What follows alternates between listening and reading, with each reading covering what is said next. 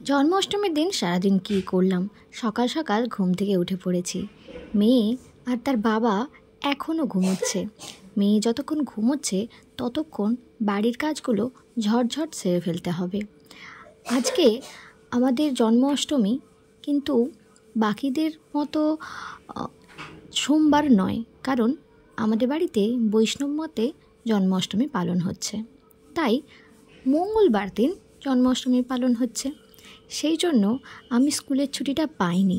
স্কুলে তো সোমবার ছুটি দিয়েছে, কী করা যাবে, স্কুলেও যেতে হবে, এইদিকে বাড়ির কয়েকটা কাজ করে যেতে হবে। কারণ মায়ের ওপর নাহলে সত্যিই খুব চাপ পড়ে যাবে।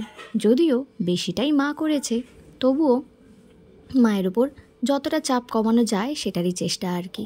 যাই হোক, সকালবেলার কয়েকটা রান্না করে নেব। চিচিঙা দিয়ে আলু দিয়ে পোস্ত, আলু ভাজা আর মটর ডাল, আমড়া দিয়ে মটর ডাল করেছি, আর ছিল ভাত। আমড়া দিয়ে মটর ডাল করতে গিয়ে আমি নুন দিতেই ভুলে গেছি, কিন্তু বাড়ির সবাই ভাতে নুন মাখিয়ে মাখিয়ে খেয়ে নিয়েছে। কী আর করা যাবে, ছোটো বউ তো আর ভালো রান্না করতেই পারে না, সবাই তাই মেনে নিয়েছে। এখানে ঝটঝট রান্নাগুলো সেরে ফেললাম। তারপর মেয়ে ঘুম থেকে উঠে পড়েছে। মেয়ের জন্য বাড়িতে বানানো স্যারালাকটাও রেডি করে ফেললাম। মেয়ে যখন ঘুম থেকে উঠে পড়ে তখনই আমি চেষ্টা করি ওকে কিছু খেতে দেওয়ার। স্যারালাকটা বানাতে একটু সময় লাগে, আগে থেকে ভিজিয়ে রেখেছিলাম। তারপর ও উঠতে গরম করতে বসিয়ে দিলাম। ফুটে যেতে আমি ওকে রেডি করব।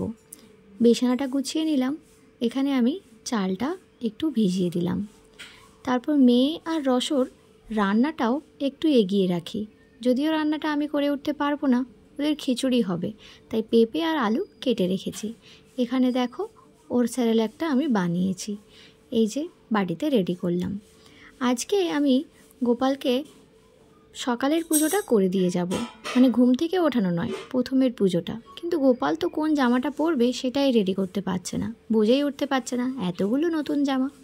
তো গোপালকে প্রথমে চান করিয়ে নিয়ে ঠিক করলাম যে কোনটা পরানো যায়।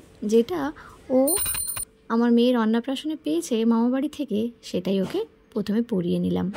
দেখো, পরিয়ে ওকে একটু সাজিয়ে গুছিয়ে নিলাম। বেশি কিছু খেতে দিইনি সকালবেলা, একটু অল্প করে খাবার দিয়ে আমি চলে গেলাম। আজ জন্মাষ্টমী, তাই ভাবলাম আমিও একটু তিলক সেবা করে নিই। তিলক সেবা করলে মুখটা একেবারেই বদলে যায়। দেখো, আমি প্রথমবার নিজের আঙুলে করে তিলক সেবা করছি, নয়তো আমি কাঠিতে করে বা তিলক সেবা মা জেনারেলি করিয়ে দেয়। মা বলছিল যে তুমি কি এটা পরেই যাবে স্কুলে? আমি বললাম হ্যাঁ, অসুবিধে কী আছে। তারপর দেখো, স্কুল থেকে ফেরার সময় কয়েকটা অশ্বত্থ পাতা তুলে নিয়ে এসেছি গোপালের সিংহাসনটা সাজাবো বলে। এসে দেখি মা তালের বড়া বানাচ্ছে। যাই হোক, আমি একটু তালের বড়া বানাবো বললাম, মা বললো আগে আমি বানিয়ে নিই তারপর। এখানে দেখো, গোপুর আরেকবার ড্রেস চেঞ্জ কিন্তু হয়ে গেছে, যেটা মা করেছে। তারপর নারকেল নাড়ুগুলো মা নারকেলটা তৈরি করে দিয়েছে, আমি কয়েকটা নাড়ু বানিয়ে নিয়েছি। এবার দেখো, এখানে আমাদের একটা গোপাল পুজোর দিন বা যে কোনো পুজোতে আমরা ঠাকুরকে এটা প্রসাদ হিসেবে দিই। লোকনাথ বাবার পুজোতেও আমি দেখেছি যে এই প্রসাদটা আমরা দিয়ে থাকি। এটা হলো এটাকে বলা হয় নেলিকাটা। দেখতে পাচ্ছ কিভাবে বানিয়েছি। দেখো, ময়দার লেচি করে ওটাকে লুচির মতো বেলে তারপর নারকেলের পুর দিয়ে, তারপর দেখো একটা নেলিকাটার একটা জিনিস আছে, ওটা দিয়ে কেটে তারপর ওটাকে আরেকটু চিপে নিয়ে তারপর ভাজা হয়। এইদিকে রসকে দেখো, রস এটা ভালো বললেই রস দেখো কেমন বলছে, বলছে ভালো। চলো এইবার দেখাই তোমাদেরকে আমি যে অশ্বত্থ পাতাগুলো নিয়ে এসেছি, অশ্বত্থ পাতাগুলো দিয়ে কিভাবে সাজাবো। দেখো, অশ্বত্থ পাতাগুলো এইভাবে মুড়িয়ে নিয়েছি। তারপর সেলোটেপ দিয়ে অশ্বত্থ পাতাগুলোকে দেখো আমি সিংহাসনের পেছন দিকে লাগিয়ে নিচ্ছি। এখানের ভিডিওটা শ্যুট করে দিয়েছে আমার বর। বরকে তাই জন্য অনেক অনেক অনেক থ্যাংক ইউ। চলো এবার তোমাদেরকে দেখাই। দেখো ও আমাকে বেশ কয়েকটা ভিডিও শ্যুট করে দিয়েছে, কিন্তু ওখানে সব কটা অশ্বত্থ পাতা দিলে কেমন একটা দেখাচ্ছিল, তাই ভাবলাম এই পাতাবাহারের পাতাগুলোও নিয়ে এসেছিলাম। ওই পাতাবাহারের পাতাগুলোও দুটো দিয়ে দিয়েছি। জানি না কেমন হয়েছে দেখতে, তোমরা অবশ্যই জানিও কেমন হয়েছে। এই প্রথমবার আমি সাজাচ্ছি। দেখো আমি তোমাদেরকে ফুল লুকটা দেখাচ্ছি। এখানে দেখো আমি এরকমভাবে এটা রেডি করেছি। তারপরে একটু ফাঁকা ফাঁকা লাগছিল, তাই মাঝখানটায় আর একটা পাতাবাহার দিয়ে দিলাম ময়ূরের পালক। এবার দেখো কেমন দেখতে লাগছে, তোমরা অবশ্যই জানিও। কিন্তু তারপরেও মনে হচ্ছিল যে একটু ফাঁকা ফাঁকা আছে, তাই জন্য আমি মাঝে মাঝে একটা একটা করে দোপাটি ফুলের পাপড়ি দিয়ে দিয়েছি। এবার দেখো এখানে গোপালকে কি কি প্রসাদ দেওয়া হচ্ছে। মেয়েকেও একটু তিলক সেবা করিয়ে নিয়েছি, তারপর মেয়ের সঙ্গে একটু ভিডিও শ্যুট করলাম। আর এই কেকটা আমি অর্ডার দিয়েছিলাম নিরামিষ কেক। কেমন হয়েছে কেকটা জানিও। এবার তোমাদের দেখাই গোপালের প্রসাদগুলো। দেখো গোপালের কত প্রসাদ রেডি করা হয়েছে। এইদিকে দুজনকে নিয়ে আমার বাবা বসে আছেন, মানে শ্বশুরমশাই বসে আছেন। এবার গোপালকে স্নান করানোর পালা। প্রথমে দুধ দিয়ে স্নান করানো হলো, এবার ওকে গঙ্গা জল দিয়ে মা স্নান করাচ্ছেন। এখানে মা প্রথমে দুধ দিয়ে স্নান করানোর পর গঙ্গা জল দিয়ে গোপালকে স্নান করিয়ে নিল। গোপালের আজকে হেভি ব্যাপার। আমি যখন স্কুলে গিয়েছিলাম সবাই আমাকে জিজ্ঞেস করছিল, সবাই হরে কৃষ্ণ বলছিলেন এবং জিজ্ঞেস করছিলেন যে কেন পড়েছি। তারপর দেখো রসও গোপালকে চান করাবে। রসও বেশ সুন্দরভাবে গোপালকে চান করিয়ে নিয়েছে। দেখো তারপর প্রথমে দুধ দিয়ে, তারপর ও হাত দিয়ে চাইছে দাও দাও। ওকে কিন্তু কাজ করানো খুব একটা কঠিন হয় না, মোটামুটি ও করতে পারে। ওকে বললে ও কিন্তু করে, আর প্রত্যেকটা কাজেই ও কিন্তু ইন্টারেস্টেড। হতে পারে খুবই ছোট, 1 বছর মাত্র বয়স, কিন্তু ওকে যদি কোনো কাজ করতে বলা হয় এবং কাজটা দেখানো হয়, ও দেখেছি কাজটা করতে চায়। আবারও ওরা দাদানের কোলে বসে আছে, দাদান ওদের দুজনকে নিয়ে বসে আছে।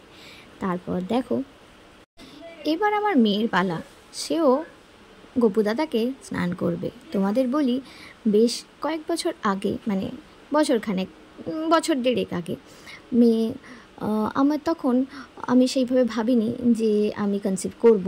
তো আমি গোপালের স্বপ্ন দেখেছিলাম, তখন ভেবেছিলাম যে ঠিক আছে। তো তারপর এই স্বপ্ন দেখার পরেই মেয়ে এসেছে। তো মেয়েকে সেদিন বলছিলাম, তো মেয়ে তো প্রথমে ভয় করছিল, কি হচ্ছে রে বাবা। তো যাই হোক মা ওকে কোলে নিয়ে গোপালকে আরেকবার স্নান করিয়ে দিয়েছে। একটু বড় হোক, তারপরে নিশ্চয়ই বুঝতে পারবে, তখন নিশ্চয়ই স্নান করবে। ও হাতটা দেখবে সরিয়ে নেবে, ও ঠিক ভালো লাগছে না, ও ভয় করছে। যাই হোক, কী আর করা যাবে, ছোট বাচ্চা, এটা মেনে নিতেই হবে, কিচ্ছু করার নেই। আবার হাত দিচ্ছে। ও কখন যে ইন্টারেস্টেড হয় আর কখন যে ওর ইন্টারেস্ট চলে যায় বোঝা বড় মুশকিল।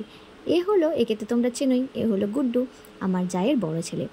ও তারপর গোপালকে স্নান করিয়ে নিল। দেখো আমিও স্নান করিয়েছিলাম, কিন্তু ভিডিওটা করা হয়নি।